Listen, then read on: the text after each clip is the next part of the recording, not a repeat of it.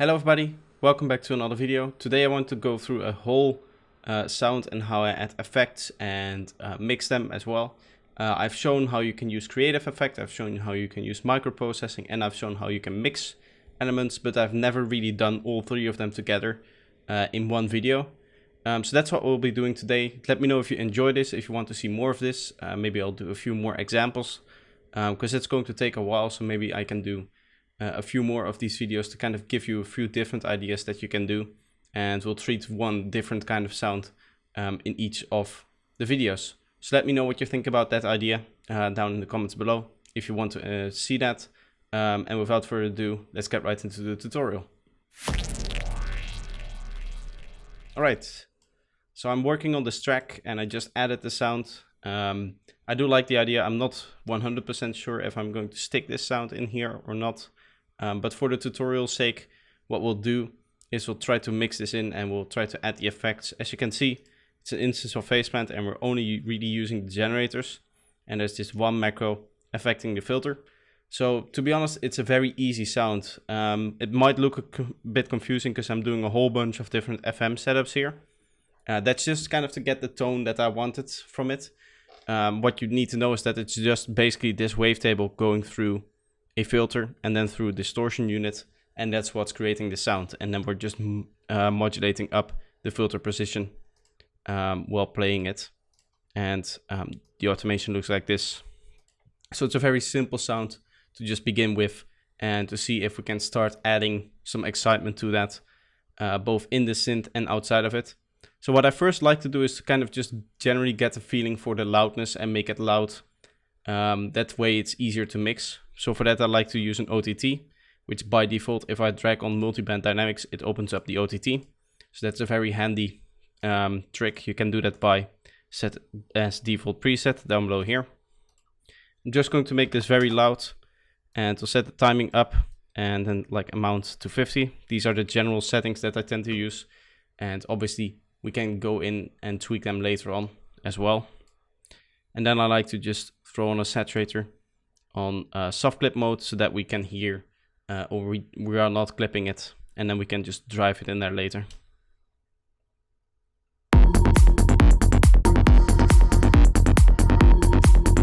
Let's give it some more drive in there.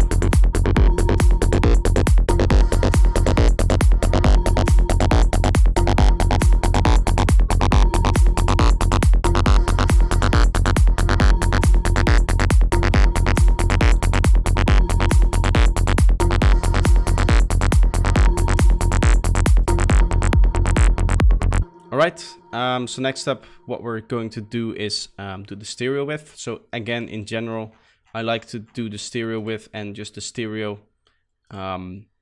field for it, kind of generally speaking. So what I'll do is I'll just quickly throw on the stereo spread, and I'll quickly throw on the stereo processor and just set up some basic settings, which from experience kind of always do the job decently. And then if I ever feel the need to, we'll get in there and we'll do some more detail work.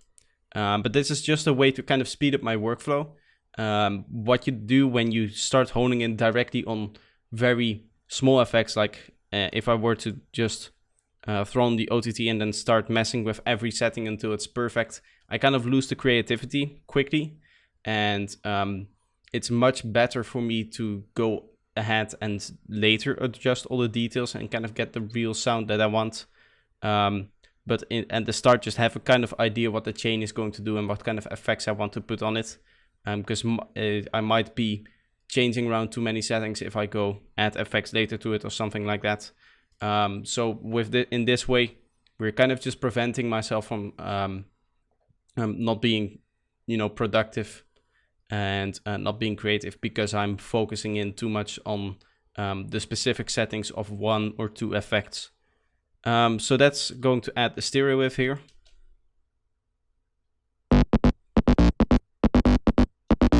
And we can immediately start to hear a problem right at the start of the sound. And that's something that's mixing related. So the spectrum is going to definitely overlap with our baseline here. If we listen to these two together, that starting sound doesn't really sound nice because they're frequencies that are overlapping. So we can just take out our EQ and just kind of roll that up there.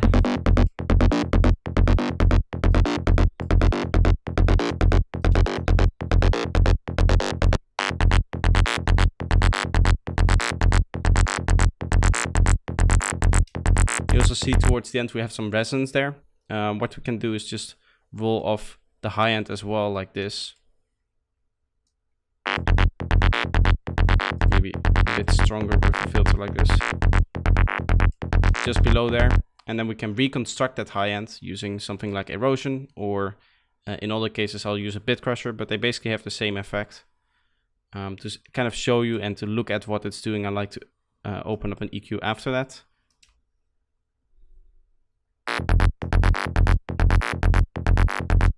That just kind of helps see what we're actually doing. We can also add another erosion on white noise mode, just with a very little amount of actual noise in there.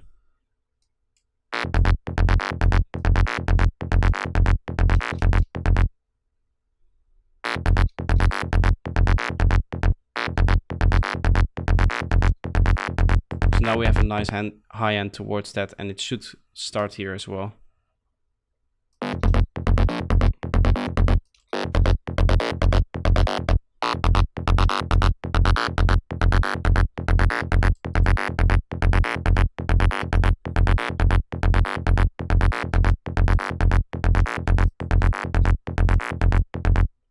So that's kind of the basic effect sound in there. So the next thing what I want to do is I want to start adding the ambience to it. So you can really kind of divide up your effect sounds, the things that you're going to add into a few distinct categories. So let's actually do that for the sake of this video. So here we have a loudness category, we have a stereo width category, and we have a tonal balance basically, or high-end control in this case mostly. And our next category is going to be the ambience. So I really like the echo effect from Ableton itself. And for my reverb, I tend to use M Turbo Verb more and more, where I used to also use the standard reverb from Ableton. What I've been starting to do is use the one from M Turbo Verb, because it brings up all these different presets, and there's a few ones that are very, very neat. For example, Character Room is one that I really, really like. And the one in here, what you can do is you can take these like sub presets almost. So these are your presets, and then you have different modes for you to choose from, which kind of affect just kind of the feeling of your reverb sound. And I really, really like the Character Room Bright, or if I want for a little bit of a longer, I also like Character Hole Bright as well, or the Deep one is also very good. Just anything in Character Room is very nice, and then there's a lot of creative ones as well. Undead Factory is a one that I tend to use on more creative sounds and stuff like that. And I just like browsing through them as well, because they're in general just very good reverbs. So now with the delay and reverb, I'm going to just again bring in some basic settings, something that I know generally works well on the sounds that I work with. So something like this.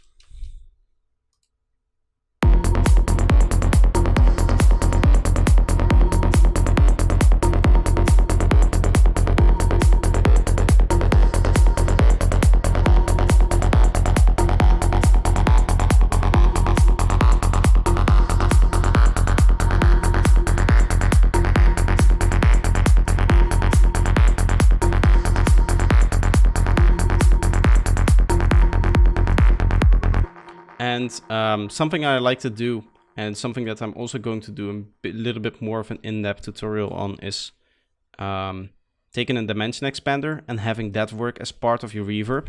And as I said, I'm going to do a full video on this kind of concept and how it works and how you can use it to kind of add a almost fake reverb-ish effect to a few sounds, and have cleaner sounds at the end. So we can also kind of turn the tail down a little bit here. And we still have a reverb sound, but it's, as you can hear, a lot cleaner. So the next thing, let's group this one together as well again. Quickly going to close some of these groups here.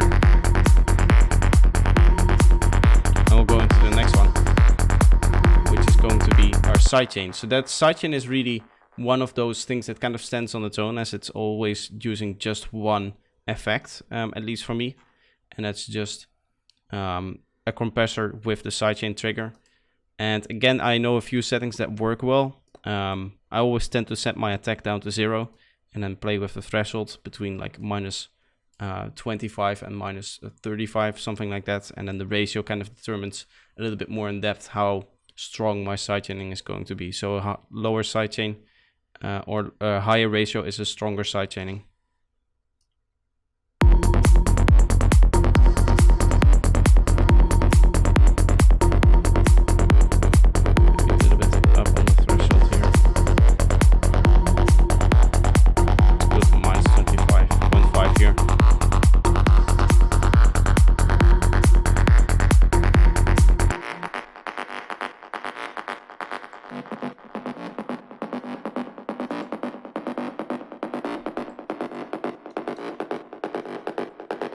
Now, as you can hear, we've all done like the kind of basic steps of the mixing process and just making sure that the mixing kind of work, but it's still a little bit of a boring sound. So now we can start to use effects and maybe even some stuff inside the synth itself to just kind of make the sound itself a little bit nicer.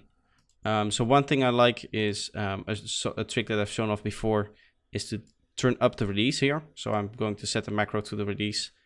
And we'll use that to just kind of go up over time as well, and that's going to make the release longer. You can actually make it even longer here.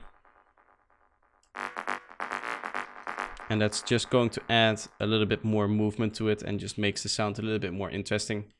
There's some other things we can do. For example, we can just change the overall tone. Something I like to do is set up a macro to some of these auxiliary for the FM here, and that's going to just change the tone up, as you can see, a whole bunch. And what we can do is maybe make it a little bit of a faster movement here, up down like this. See what that sounds like.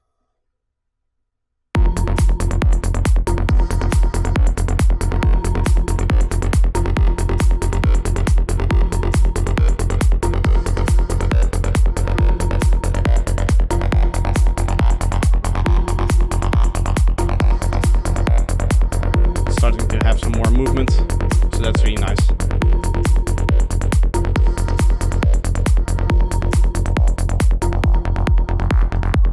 Let's now do some microprocessing. So I've talked about microprocessing before, and what it really is just using very light settings on effects to give the sound a little bit more character. So that's something I like to do with stuff like choruses. I like to add overdrives to it with the enhance here. As you can see, this is 7% dry wet, and that just lightly introduces the effect a little bit and just makes it a little bit more interesting sounding. So we'll also do a saturator with ever so slight drive and some soft clipping on there as well. And let's see, we can add a pedal, which also generally works well for this kind of stuff. In general, distortion plugins work well for this kind of stuff here. And again, I'm going to set up some basic settings and we'll listen to the actual sound and then tweak some of the things later.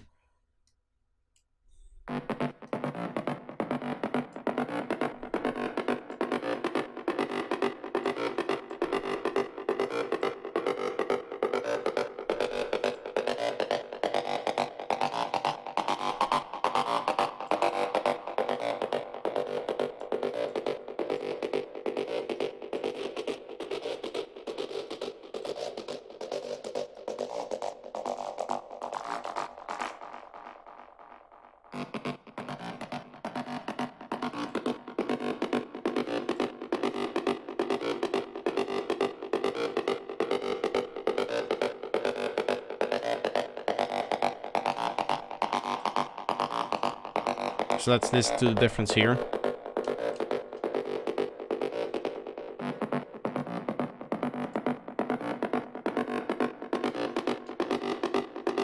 You can hear that it just gives it a little bit more brightness and a little bit more loudness as well, which obviously helps the sound sound a lot better. So it's another stage that you can add to your tracks to make sure that or to your sounds to make sure that they kind of stand out a little bit more. Some final things we can do is some automation within what we already have here. So for example, we can turn up the delay wetness here towards the end. That really helps well with the transition. And we can take the feedback from low to high as well. Maybe 93 is a little bit too much with something like this. So let's listen to what that sounds like.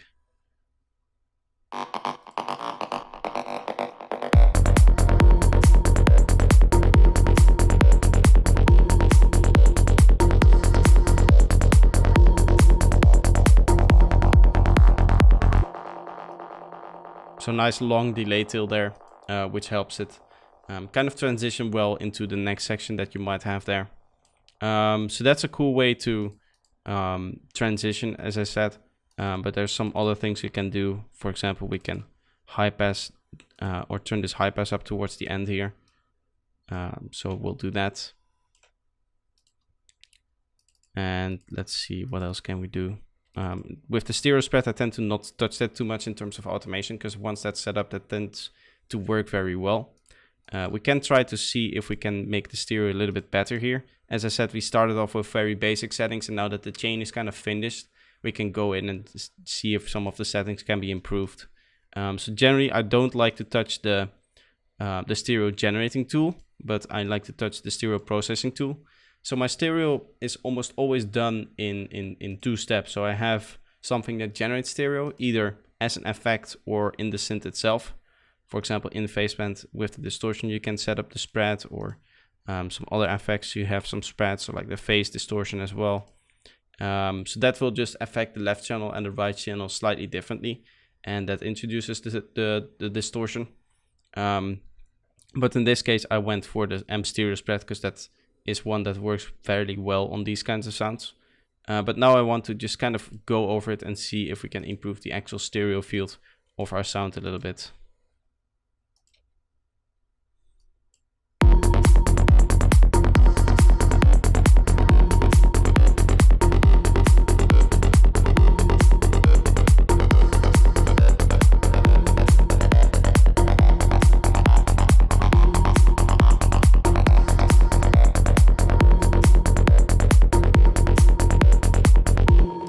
Something I actually should mention before I close this off is that for the multiband and all the kind of settings, the way this plugin opens up, the way the multibands are set up, does really work well for my workflow. And I almost never have to change the frequencies here. And what I also almost never change is the crossover type.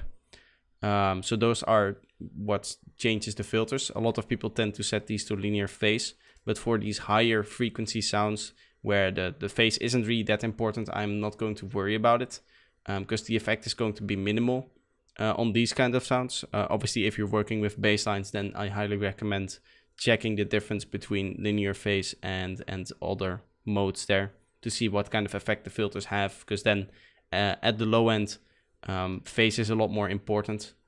So try to see what you can how the different filters react to whatever you've given them, and whatever input signal you give to those filters. So again, for this one, we can also tweak the final settings a little bit to see if we can get a bit more of a better sound out of it. So I'll turn it up.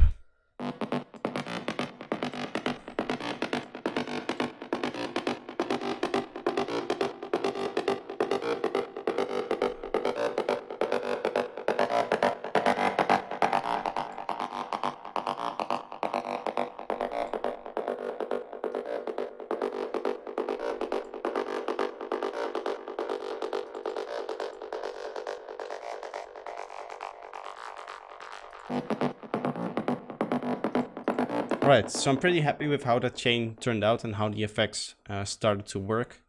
Some of the final things we can do might be to resample this and use some creative effects to play a little bit with it. For example, we have a silence here, right?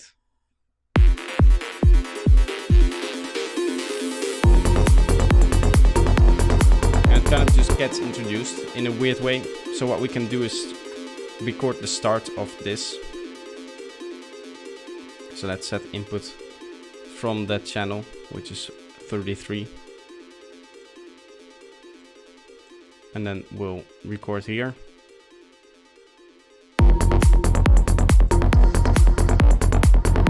I'll take one of those notes and kind of play a little bit with the idea here. So let's take, for example, this one. And then we'll use this as a fill here.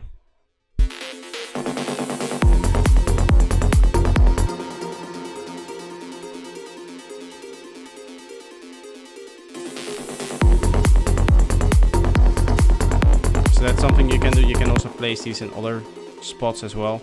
So maybe here as like a background.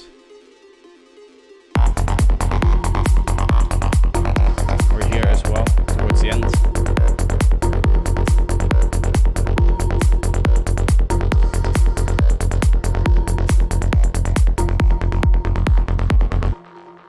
So yeah, that's going to be the chain that we're going to use for this, as well as some of the other effects that you can do with it. The difference between obviously the starting sound and what we have now is very noticeable, and it just kind of sits better in the mix, as well as it just being a more interesting sound. So I'll play it through one more time and I'll let you hear the final result. Again, if you want to see more of this and if you want to see this done with more sounds, if you have any suggestions, leave a comment down below. But yeah, I'll play it for you, and if you like what you hear, leave a like, and if you're new here, subscribe. But that's going to be it for today. Again, I'll play it one more time, and then yeah, that's the end of the video. So thank you for watching then, and bye bye.